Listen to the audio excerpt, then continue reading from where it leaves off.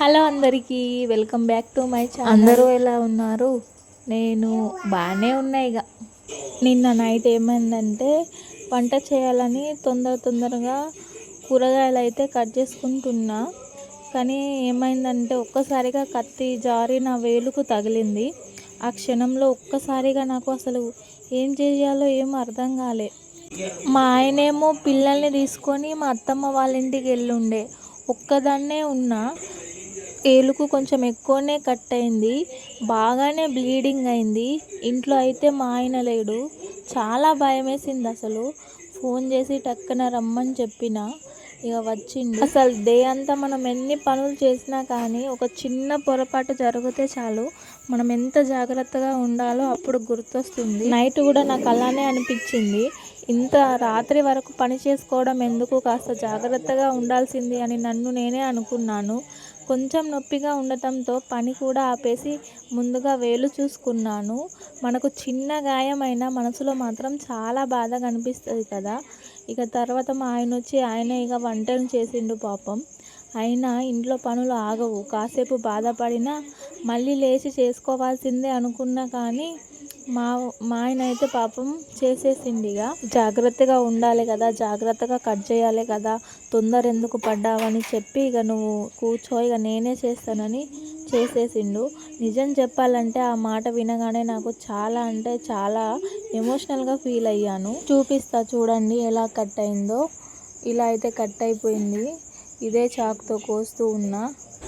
ఆయన వంట చేస్తూ ఉంటే రోజు నేనేమో వంట చేస్తే ఆయన మాత్రం బయట పనులు అయితే చూసుకుంటూ ఉండేవాడు. కానీ ఈరోజు మాత్రం తారుమారైందనుకో. బోలు తోమడం మొదలు పెట్టగానే కట్ అయిన వేలు నీళ్ళలో పడడంతో ఒక్కసారిగా మంట మొదలైంది.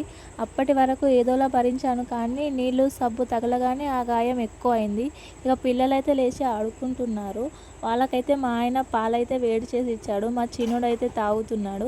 నేనైతే టీ పెట్టుకొని బెండకాయ కర్రీ చేద్దామని ప్రిపేర్ అయితే చేసుకుంటున్నా. నా వేలు కట్ అవ్వడంతో మా ఆయన అయితే బాధపడ్డాడు. అసలు అప్పుడే నాకు అనిపించింది, ఇలాంటి సిచ్యువేషన్స్ వచ్చినప్పుడే కదా హస్బెండ్ అండ్ వైఫ్ బాండ్ అనేది ఎంత స్ట్రాంగ్గా ఉంటుందో, ఒకరికి ఒకరిపైన ఎంత ప్రేమ ఉంటుందో తెలుసుకోవచ్చు. మన జీవితంలో పెద్ద పెద్ద విషయాలే అవసరం లేదు, ఇలాంటి సిచ్యువేషన్స్ వస్తేనే ఒకరిపై ఒకరికి ప్రేమ బయటపడుతుంది. ఇంట్లో ఎవరికైనా ఏదైనా ఇబ్బంది వచ్చినప్పుడు ఇది నీ పని అది నా పని అని కాకుండా ఒకరికొకరం సహాయం చేసుకుంటూ పోతేనే హస్బెండ్ అండ్ వైఫ్ రిలేషన్ అనేది చాలా స్ట్రాంగ్గా ఉంటుంది. మనకు కష్టం వచ్చినప్పుడు మన పనిని తన పని అని చేసుకునేవాడే కదా, ఇంకా కష్ట సమయంలో తోడుండేవాడే కదా హస్బెండ్ అంతే. నాకైతే నైట్ అలానే అనిపించింది. అసలు ఆ సిచ్యువేషన్ వల్లనే నాకు కొంచెం ఇవాళ బాగోలేదని చెప్పిన. సరేలే దాన్ని వదిలిద్దాం కానీ బెండకాయ కర్రీని అయితే చేద్దామని టమాటోస్ అన్ని వెజిటేబుల్స్ అయితే కట్ చేసుకుంటున్నా. రోజంతా ఎంత పనులు చేసినా కూడా ఇలా కూరగాయలు కట్ చేస్తూ ఉంటే అన్నీ అంటే మనం చేసినవన్నీ గుర్తుకొస్తాయి కదా. ఇంకా ఏమేమి చేయాల్సినవి ఉన్నవి ఇలాంటివన్నీ మనం ఇలా కట్ చేస్తూ ఉన్నప్పుడు అయితే ఇంకా బాగా గుర్తొస్తాయి. ఈరోజు బెండకాయ కూర బాగా చేయాలి అనుకుంటూ నేనైతే బెండకాయలని కట్ చేయడం మొదలుపెట్టిన. మరి మీరు బెండకాయ కర్రీని ఎలా చేస్తారు? ఫ్రై అంటే బెండకాయలో పల్లీలు వేసి చేస్తారా, లేకపోతే ఇలా నార్మల్గా చేస్తారా? నేనైతే పప్పు చేసినప్పుడు పప్పు కాంబినేషన్లో బెండకాయ కర్రీని ఫ్రై చేసి అంటే పల్లీలు వేసి ఫ్రై చేసి చేస్తాను. నార్మల్గా తినడానికైతే ఇప్పుడు నేను చెప్పినట్టే చేస్తా. ఇంతలో టీ అయితే అయిపోయింది. ఫస్ట్ టీ తాగుదామని టీ అయితే పోసుకుంటున్నా. నాకైతే మార్నింగ్ ఒక కప్పు టీ తాగితేనే ఆ రోజు మంచిగా అనిపిస్తుంది. ఆ వేడి వేడి టీ చేతితో పట్టుకొని కాసేపు కూర్చుంటే అప్పటి వరకు ఉన్న అలసట మొత్తం కాస్త తగ్గినట్టు అనిపిస్తుంది.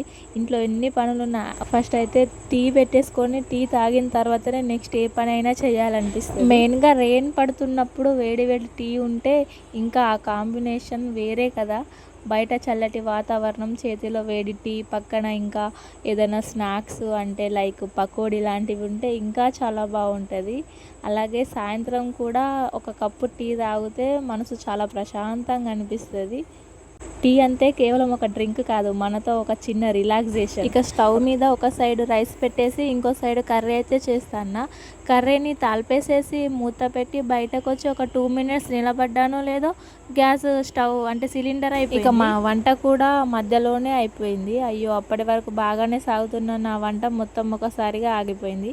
బెండకాయ కర్రీ మధ్యలో, రైస్ మధ్యలో, గ్యాస్ మాత్రం తన పని తాను చేసి వెళ్ళిపోయింది. ఇంట్లో సిలిండర్ అయిపోవడంతో ఇక మాకు ఎక్స్ట్రా సిలిండర్ కూడా లేదు, ఒకటే ఉంది.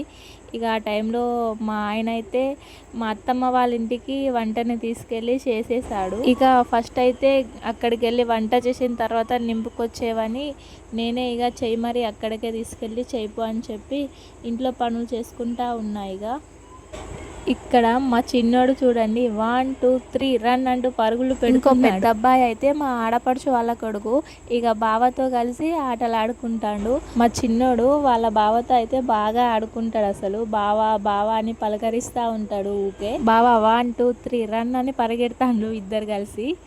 ఇంకా మమ్మల్ని చూసి నవ్వుతాను. ఇంట్లో పిల్లలు ఇలా కలిసి ఆడుతూ ఉంటే ఇంట్లో బాగా సందడిగా ఉంటుంది కదా. మా ఆడపడుచు వాళ్ళు వచ్చినప్పుడు మా ఇంట్లో కూడా అలానే ఉంటుంది.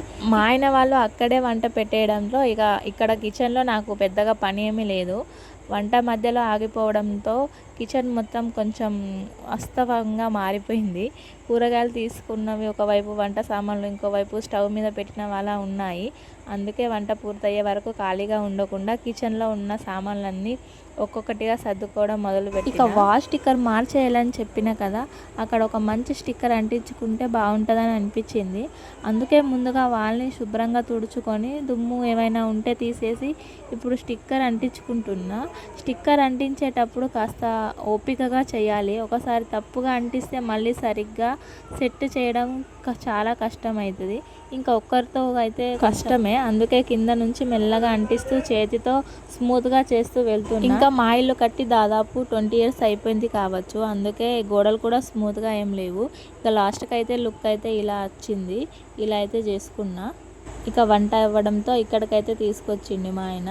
తినేసి ఇక బట్టలన్నీ ఉండే నిన్నటి మొన్నటి అన్నీ ఇవాళ అయితే ఉల్లారిపోయినాయి. అవన్నీ అయితే ఇక మడత పెట్టడం స్టార్ట్ చేసిన. పాప అయితే పడుకుంది. మా ఆయన అయితే ఇటో బయటికి వెళ్ళిండు. ఇక మా చిన్నోడు ఆగడని ఆయనకు ఫోన్ ఇచ్చేసి ఇక బట్టలన్నీ అయితే మడత పెట్టుకుంటున్నా.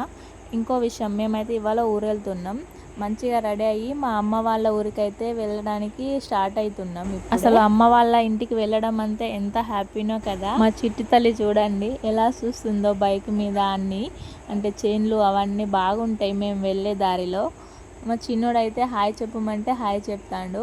ఆయనకైతే అసలు బైక్ జర్నీ అంటే చాలా ఇష్టం. ఆయనే ముందు ఉంటాడు. ఇక అమ్మ ఏదైనా వెజిటేబుల్స్ తీసుకురమ్మని చెప్పింది. సో వెజిటేబుల్స్ అయితే తీసుకున్నాం. మా ఊరు వెళ్ళే ఒక పెద్ద సమస్య ఏంటంటే రైల్వే గేటే. ఎప్పుడు వెళ్ళినా సరే క్లోజ్ చేసే ఉంటుంది. ఇంకా ఒక్క ట్రైన్ అయితే వస్తే అస్సలు తీయరు. ఇక ఎట్లాగో ఆగినామని పాపకైతే బిస్కెట్ ఇచ్చిన తింటుంది. ఇక ఒక ట్రైన్ అయితే పోతుంది. అది ఆర్మీ సోల్జర్స్ ట్రైన్ కావచ్చు. అన్ని ఆర్మీ వెహికల్సే పోతున్నాయి ఒక్కొక్కటిగా ట్రైన్ మీద చూడండి. ఇంకా సోల్జర్స్ కూడా ఉన్నారు. మా అమ్మ వాళ్ళ ఊరు నుండి మా అత్తగారి ఊరికైతే ఒక 10 కిలోమీటర్స్ డిస్టెన్స్ ఉంటుంది అంతే. ఇదైతే మా అమ్మ వాళ్ళ ఊరిలో వెళ్ళే వాగు. పిల్లలందరూ మేము వచ్చామని మా చిన్నోడి కోసం అయితే వచ్చారు. అమ్మ కూడా వచ్చి బాబునైతే తీసుకుంటుంది. అసలు అమ్మ వాళ్ళ ఇంటికి వెళ్ళడం అంటే చాలా స్పెషల్. అసలు అమ్మ దగ్గర ఉన్నంత సేఫ్టీగా అయితే ఎక్కడా ఉండలేం. వీళ్ళకైతే బిస్కెట్లు అయితే ఇస్తుంది. ఇంకా చిక్కుడుకాయలు అయితే తీసుకొచ్చినాం. మా పాప చూడండి చిక్కుడుకాయలతో ఎలా ఆడుకుంటాను. సరే మరి రేపు ఇంకో వ్లాగ్తో కలుస్తాను. ఇంకా ఉంటాను. Bye friends.